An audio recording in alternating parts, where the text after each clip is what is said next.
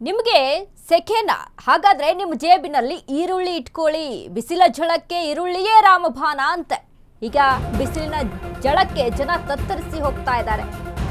ಹಾಗಾದ್ರೆ ನಿಮ್ಮ ಜೇಬಲ್ಲಿ ಈರುಳ್ಳಿಯನ್ನ ಇಟ್ಕೊಳ್ಳಿ.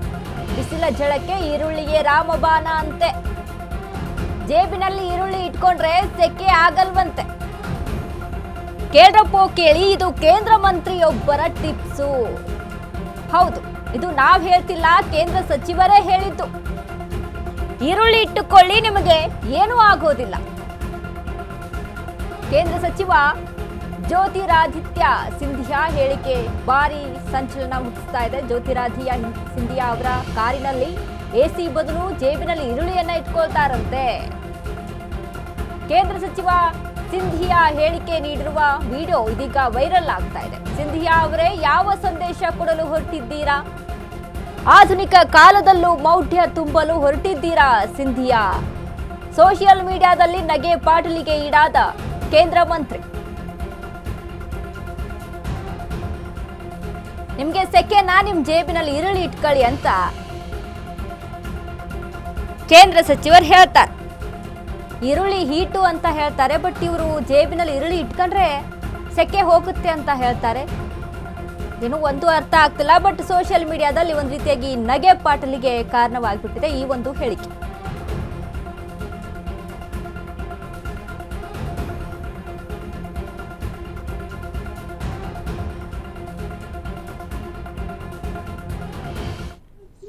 उस भावना के आधार पे काम करना है, आसान नहीं है। 2.5 घंटा खड़ा रहना, पसीना टपकना। मैं तो सदैव कहता हूं, मेरा जितना पसीना टपकता है उतना ज्यादा मजा मिलेगा। और ना मेरी गाड़ी में एयर कंडीशन चलती है, ना एसी के वातावरण में मैं बैठता हूं। और जब लोग मुझसे पूछते हैं कि मई जून के माह में भी 51 डिग्री की गर्मी में, मैं कहता हूं कि ये चंबल की चमड़ी है। और दूसरी बात बताऊं, मैं थोड़ा जवान दिखता हूं पर मेरी आत्मा बड़ी बूढ़ी है। पॉकेट में प्याज ले जाओ, कुछ नहीं होने वाला तुमको। आधुनिक युग में सभी डब्बे लेके घूम रहे हैं, संचार मंत्री प्याज लेके घूम रहे हैं।